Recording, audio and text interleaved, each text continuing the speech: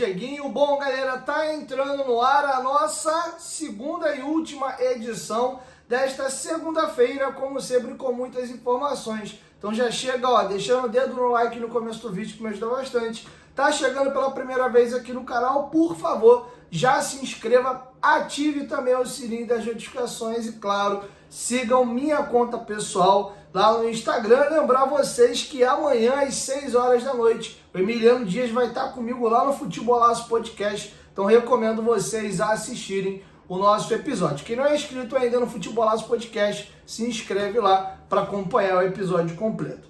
Dito isso, vamos às informações, tá?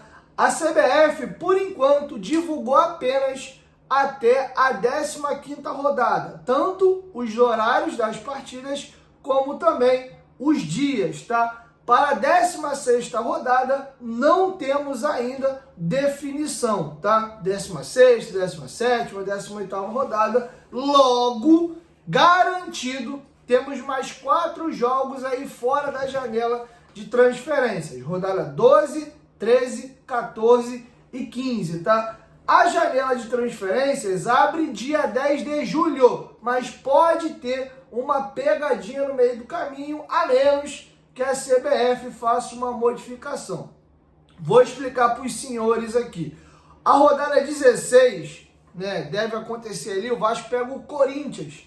E aí o que acontece? Teremos jogos no dia 10 e jogos no dia 11.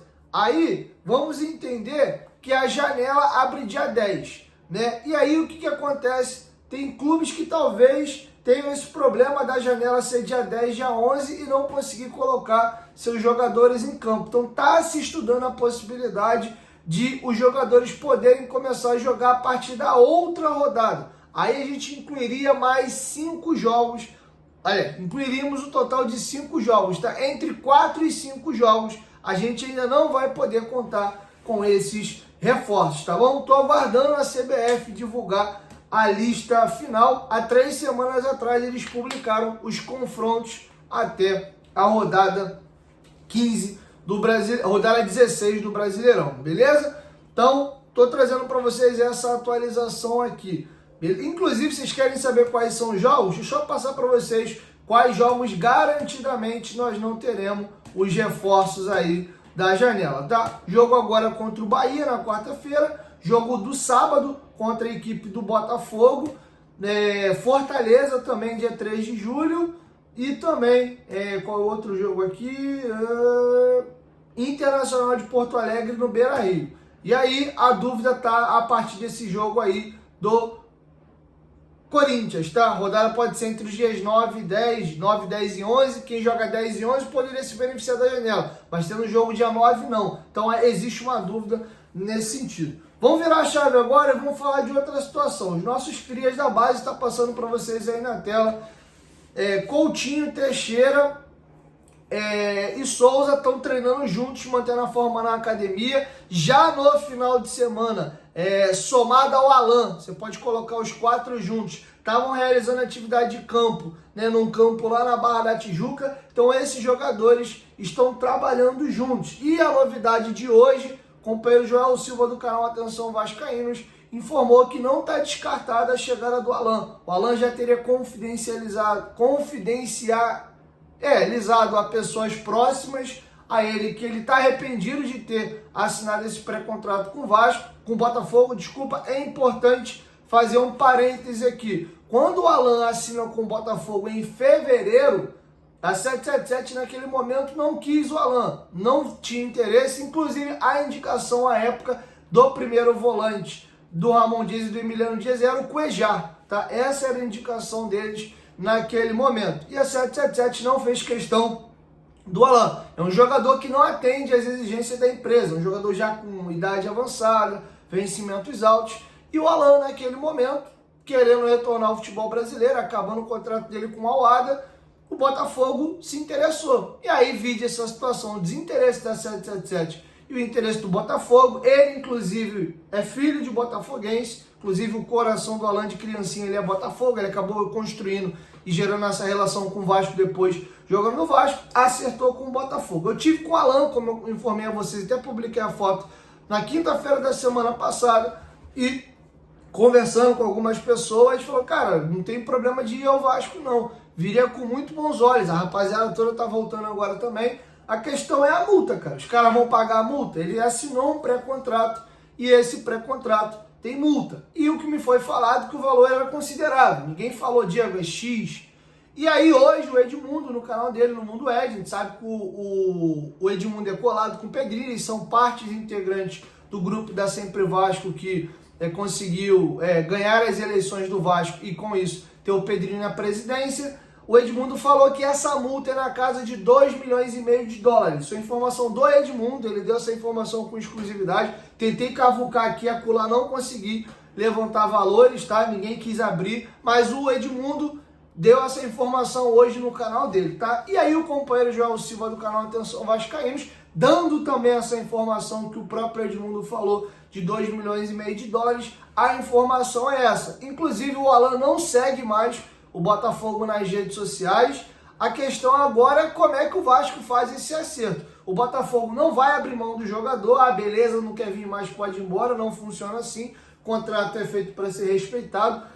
E pré-contrato, ele só não tem valor de contrato, porque ainda não é efetivado dentro da, como é que eu posso dizer, dentro da federação, mas ele tem os efeitos ali, tem direitos e obrigações de ambos os lados, não sei, mas acredito que o Alan pode ter recebido até alguma luva já do Botafogo nessa situação e tem um valor, caso uma parte ou outra quebre esse pré-contrato, você tem que indenizar um lado ou outro, então o Alan teria que chegar a um acordo com o Botafogo e o Vasco indenizar o Botafogo. O Botafogo pode ganhar uma grana do jogador que sequer vestiu a sua camisa. Agora, pensando por parte do Botafogo, se o Alan falar, cara, tô arrependido, não quero mais ir, pô, era outro contexto, quando eu assinei com você, a situação do Vasco mudou, é o clube que eu sou formado, pô, rapaziada toda tá indo, pô, me ajuda aí, vamos fazer um acordo aí. Será que o Botafogo vai querer ter um jogador no elenco insatisfeito? Tem um detalhe importante também, o Botafogo, apesar da derrota no final de semana para o Criciúma, tá bem azeitado. O Botafogo aí tá nas cabeças do Campeonato Brasileiro de novo e diria que as duas posições que o Botafogo tem mais jogador de qualidade em volume é volante e ponta.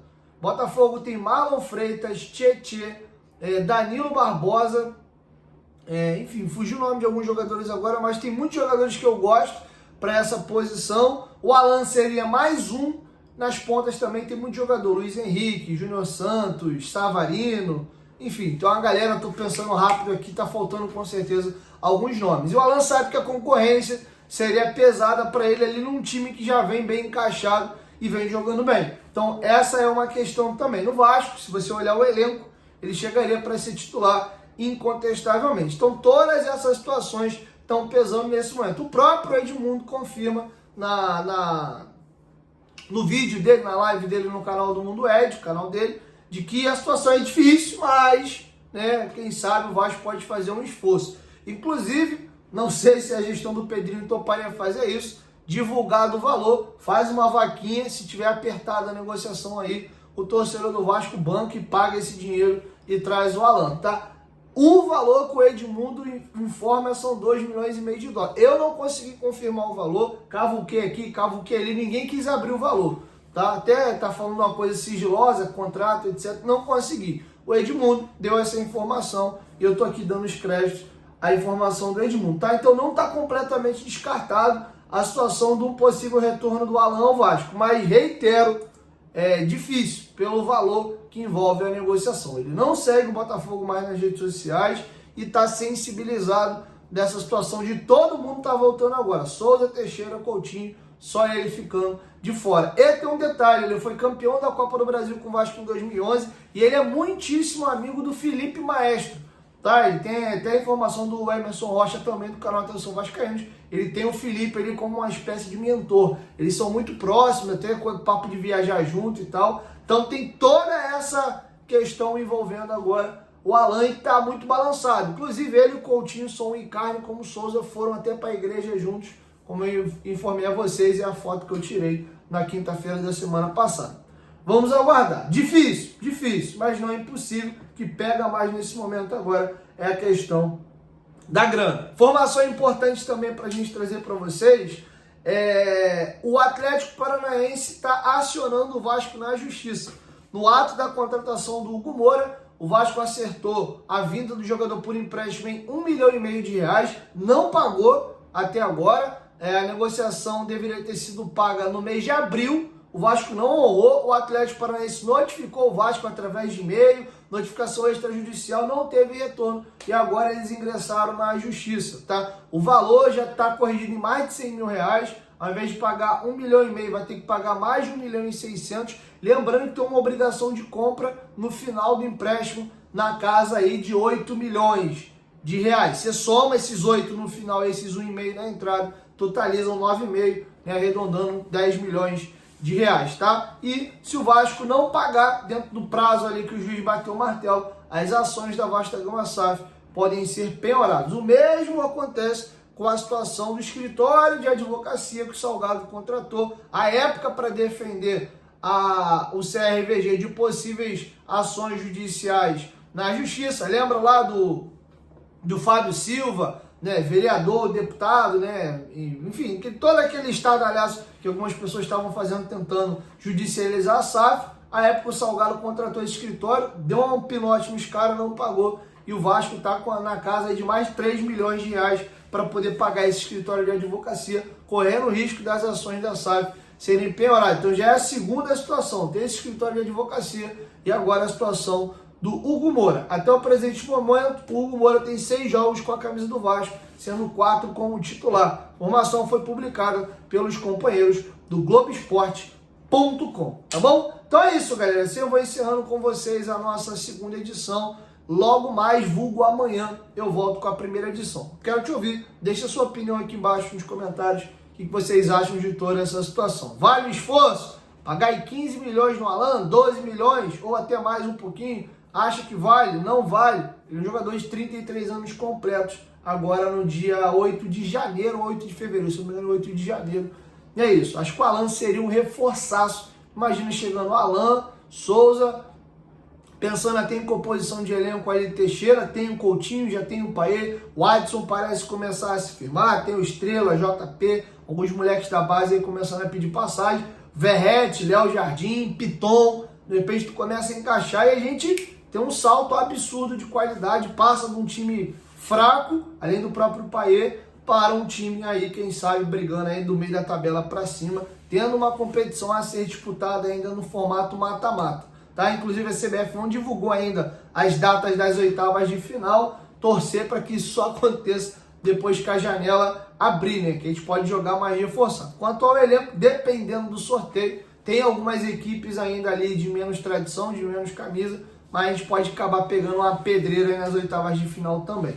Então é isso, assim eu encerro a nossa segunda edição. Quero te ouvir, deixa sua opinião aqui embaixo nos comentários. E não esquece, se inscreva no Futebolaço Podcast. Amanhã, 6 horas da noite, eu chego com o episódio número 147. Eu espero vocês lá, beleza? 1, 2, 3, Futebolaço. Tamo junto, família. Qualquer momento que volta, nós tamo junto. Valeu, fui!